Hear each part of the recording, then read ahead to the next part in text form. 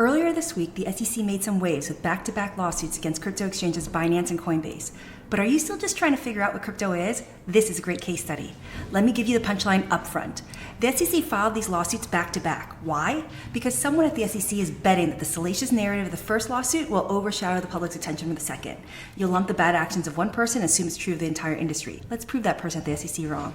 By the end of this video, you don't need to like crypto or even use it, but at least let's get a public debate going. Here are the two SEC filings. The one against Binance starts off like government clickbait, blatant disregard, enrich themselves by billions of US dollars. You know you're about to be handed a soap opera. The one against Coinbase, a dry recitation of the Coinbase business model. As you read the first Binance lawsuit, the soap opera lives up to its billing. One telling metric, the CEO CZ is named 193 times, and the language they use to characterize CZ is just as telling. Meanwhile, the Coinbase lawsuit names no names. The SEC spends pages on recreating closed-door conversations, complete with surreptitious screenshots and snippets of colorful language. The Coinbase lawsuit has none of that. In the Binance case, the SEC wants a permanent bar of the Binance CEO. They never make that request in the Coinbase case. Two very distinct narratives from the SEC.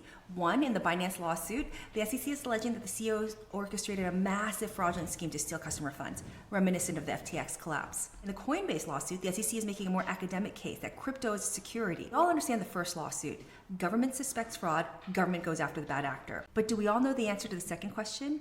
We don't. Not even Congress knows yet. And the SEC's narrative gets even murkier because the SEC names 13 crypto assets they claim are securities, but they don't file lawsuits against any of them. That's like the SEC suddenly claiming that 13 of the top 20 stocks on the NASDAQ were actually unregistered securities, but not doing anything about it. So now you might be asking, why didn't the SEC file lawsuits against those crypto projects? The answer is that not all crypto projects are like companies, and if they were, the SEC has a tried and true playbook for going after them. So here's a thorny question. When is crypto security? Let's quickly revisit 2008. The concept of crypto started then with the Bitcoin white paper. Bitcoin was designed to be internet-based money, like email started as internet-based correspondence. But as new projects develop, they don't all act like Bitcoin. We have new functions like unhackable file storage or identity verification without giving up your personal data. Just like public internet of the 90s, crypto is young. Remember, the biggest internet players of the 90s, AOL, CompuServe, Prodigy, they're far cry from the biggest players now, Google, Facebook, Amazon. Extending the analogy of the 90s, Binance and Coinbase are like the AOLs and CompuServes of crypto. They are the internet service providers to Web3. If you're a crypto person and you want to use the underlying tech, you need to buy the token. Once you bought into the project, you get to participate in that network. You own a piece of it. SEC is saying that when you buy that token, regardless of the underlying tech or how you use it or what you intended, they assume that the purchase of that token represents an investment or stock.